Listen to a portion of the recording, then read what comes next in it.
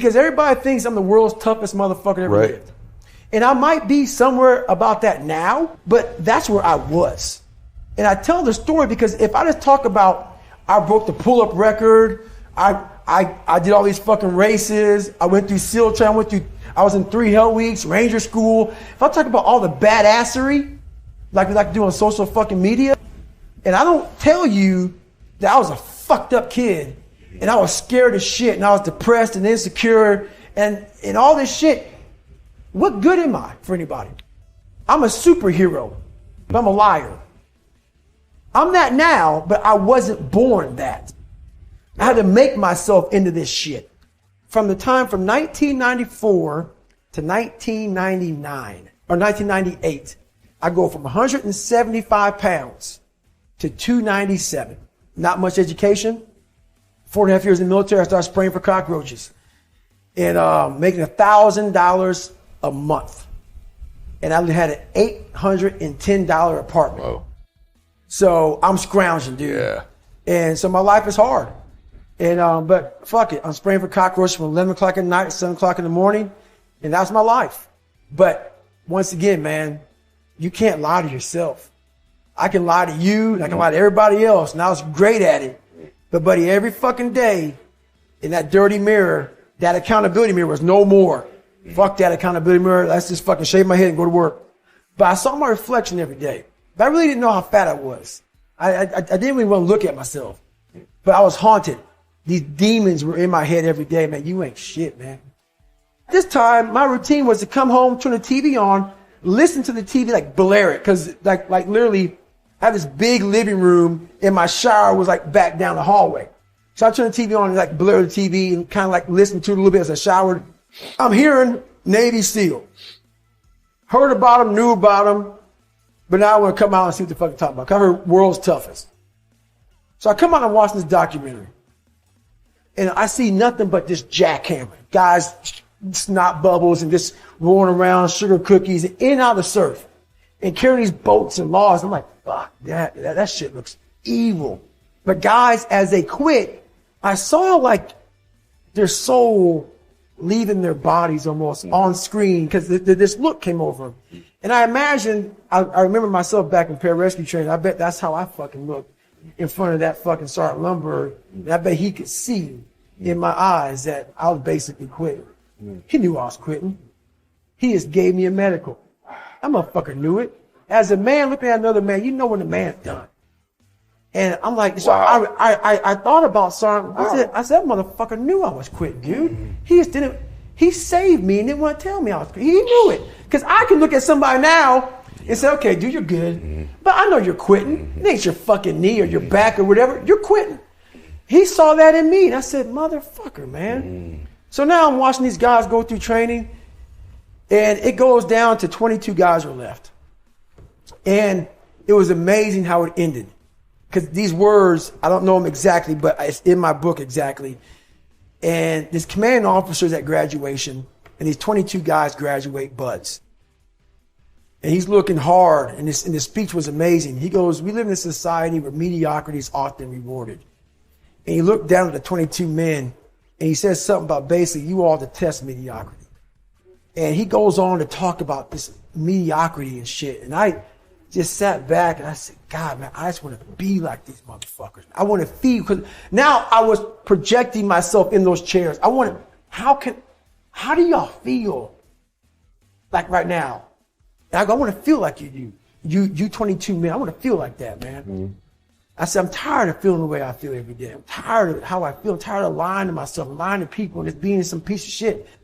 And I always knew in the back of my mind I could be something special. But I knew the work it was going to take was going to kill me. I was afraid of that. I was afraid of the brutality and the suffering I was going to have to endure. But I knew I could do something. But I'm like, I ain't trying to do that kind of work, man. I'm just not trying to do that. So I chose the path of the easy, of least resistance. So now my idea is, it became so haunting and daunting on me, myself, that I said, I'm done. I'm fucking done. That's exactly what you should be doing, is trying to figure out who it is that you're trying to be. right? And you aim at that. And then you use everything you learn as a means of building that person that you want to be. And I really mean want to be. I don't mean should be, even those things are going to overlap. And it's important to distinguish between those, because that's partly, and this is back down to the micro routine analysis. So as I was saying, well, you're going to try to make yourself more industrious. Okay, number one, specify your damn goals, because how are you going to hit something if you don't know what it is? That isn't going to happen. And often people won't specify their goals too, because they don't like to specify conditions for failure. So if you keep yourself all vague and foggy, which is real easy, because that's just a matter of not doing as well, then you don't know when you fail.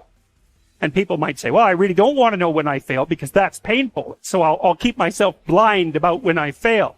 That's fine, except you'll fail all the time then. You just won't know it until you've failed so badly that you're done. And that can easily happen by the time you're 40.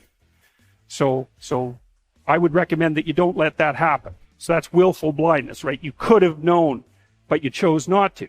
Okay, so once you get your goal structure set up, you think, okay, if I could have this life, looks like that might be worth living, despite the fact that it's going to be, anxiety provoking and threatening, and there's going to be some suffering and loss involved and all of that. Obviously, the goal is to have a vision for your life such that, all things considered, that justifies your effort. Okay, so then what do you do? Well, then you turn down to the micro routines. It's like, okay, well, this is what I'm aiming for. How does that instantiate itself day to day, week to week, month to month? And that's where something like a schedule can be unbelievably useful. Google Calendar. It's like, make a damn schedule and stick to it. Okay, so what's the rule with the schedule? It's not a bloody prison. That's the first thing that people do wrong. They say, well, I don't like to follow a schedule. It's like, well, what kind of schedule are you setting up? Well, I have to do this, then I have to do this, then I have to do this, and then I just go play video games, because who wants to do all these things that I have to do? It's like, wrong. Set the damn schedule up so that you have the day you want. That's the trick. It's like, okay, I've got tomorrow. If I was going to set it up so it was the best possible day I could have, practically speaking, what would it look like? Well, then you schedule that. And obviously there's a bit of responsibility that's going to go along with that, because if you have any sense, one of the things that you're going to insist upon is that at the end of the day, you're not in worse shape than you were than at the beginning of the day, right? Because that's a stupid day. If you have a bunch of those in a row, you just dig yourself a hole and then you bury yourself in it. It's like, sorry, that's just not a good strategy. It's a bad strategy. So maybe 20% of your day has to be responsibility and obligation, or maybe it's more than that, depending on how far behind you are. But even that, you can ask yourself, okay, well, I've got these responsibilities. I have to schedule the damn things in. What's the right ratio of responsibility to reward? And you can ask yourself that, just like you'd negotiate with someone who is working for you. It's like, okay, you got to work tomorrow. I want you to work tomorrow. And you might say, okay, well, what are you going to do for me that makes it likely that I'll work for you?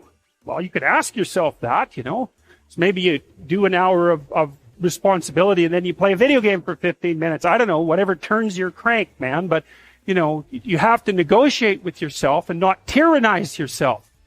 Like you're negotiating with someone that you care for, that you would like to be productive and have a good life. And that's how you make the schedule. It's like, and then you look at the day and you think, well, if I had that day, that'd be good. Great. And you're useless and horrible, so you'll probably only hit it with about 70% accuracy, but that beats the hell out of 0, right? And if you hit it even with 50% accuracy, another rule is, well, aim for 51% the next week, or 50.5% for God's sake, or because you're going to hit that position where things start to loop back positively and spiral you upward. And so that's one way that you can work on your conscientiousness, is plan a life you'd like to have. And you do that partly by referring to social norms. That's more or less rescuing your father from the belly of the whale. But the other way you do that is by having a little conversation with yourself about, as if you don't really know who you are, because you know what you're like. You won't do what you're told. You won't do what you tell yourself to do. You must have noticed that. It's like you're a bad employee and a worse boss. And both of those were, for you. You don't know what you want to do, and then when you tell yourself what to do, you don't do it anyways. You should fire yourself and find someone else to be. But my point is that you have to understand that you're not your own servant, so to speak. You're someone that you have to negotiate with, and you're someone that you want to present the opportunity of having a good life to.